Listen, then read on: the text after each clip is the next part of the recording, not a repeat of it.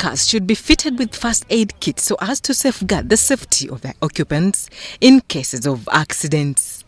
It is one of those things that the inspector of vehicles looks out for before licensing cars. Unfortunately, people get in and out of taxis oblivious to their state. And as a driver goes about his driving business and passengers keeping themselves busy on phones and in whichever way they can, none has the slightest idea that they are seated on a time bomb. This is not helped by the visibly terrible state of taxis, evidenced by protruding old and rusty pieces of metal and squeaky seats.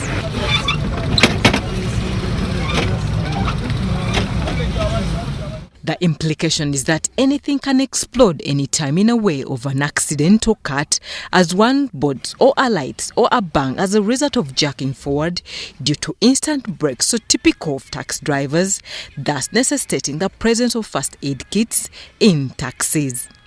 But unfortunately, the mostly red boxes in taxis that should be first aid kits are largely absent in many taxis. And in instances where you are lucky to find one, it will be empty in a sorry state with no first aid kits. Many are at the verge of falling off but for the tape and strings helping to keep them in place. Majority of taxi drivers believe these kits are crucial but exhibit a level of reluctance and indifference in ensuring the installation, saying that these kits are even absent in newly licensed cars. We use them like a passenger can get a cut or an accident in our trucks, then we help them with the first aid. Most especially conductors, these the ones they do my bank them. Yeah, and you find them bleeding, so not until when we go to the nearby clinics. According to the Traffic and Road Safety Act 1998, Section 107, no motor vehicle shall be used on the road unless all its parts are in efficient condition that makes its presence on the road safe for any user. This to the Assistant Superintendent of Police in charge of traffic, Kira Road Police Station, Stephen Sunday, is a criminal offence and you could part with a fine of over 200,000 shillings. If a vehicle is to be deemed in a good condition to operate on our roads and carry people, even only passengers, but even ourselves, the vehicles we use, the police vehicles, private vehicles, they should have at least first aid kit. But what should be the contents of the first aid kits? There are some disinfectants like maybe, I see they use iodine. In case of bleeding, you know, iodine helps a lot. In case of bleeding, you can put iodine to stop bleeding and infections. Yeah. Most especially goes because somebody can get a small injury and we help him. And as this traffic officer directs traffic, it is evident that it is not only drivers exhibiting indifference. Police too has its hands tied owing to the conclusive role the inspector of vehicles has to play.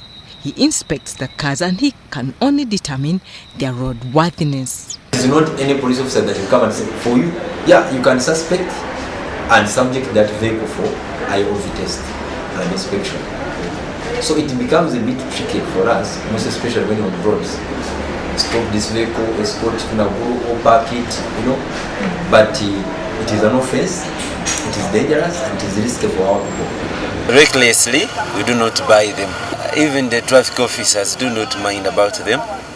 The owners of the vehicles also do not mind about them. So once in a while, when you meet like a traffic officer and you ask about it, and then you go to the owner or the boss, they normally say, "Park my vehicle. I bought for you the vehicle. I don't mind those items." Passengers too are not so pleased with the turn of events, with many saying even when injuries occur, they rarely get help from first aid kits in taxis. One time, actually, I scratched myself on one of these chairs. They're the metals, but I wasn't helped because they were like, they just said to you, "We are sorry," something like that.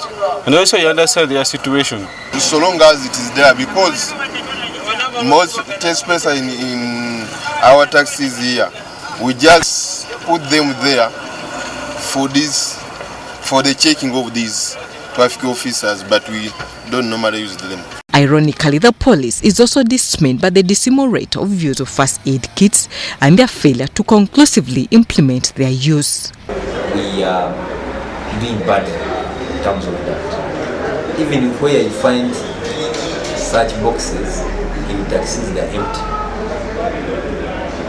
Others, people don't clean them. The fire extinguishers don't work. But there have been consequences involving many deaths and injuries, thus a need to sensitize taxi drivers and their owners on the contents and use of first aid kits. We have lost lives. At the same time, people get infected with other diseases after those minor injuries, because somebody will get an injury and in the long run he'll get tetanus because he lacked first aid. They don't know even first aid, how to give first aid to the casualties. You know, every day we get accidents here. It is us police run, give first aid where possible, rush victims. But you'll find a driver who is just looking at you. First aid kits imply their name, and many believe they should be construed as a prerequisite for each and every public service vehicle. But this is not the case, and the sample of over 10 vehicles reveals that none has a fully functional and well-equipped first aid kit. Should the police then change its strategy from implementing, say, third-party insurance to mandatory first aid kits? Or should they be implemented concurrently? Harriet Namkasa, WBS TV, Kampala.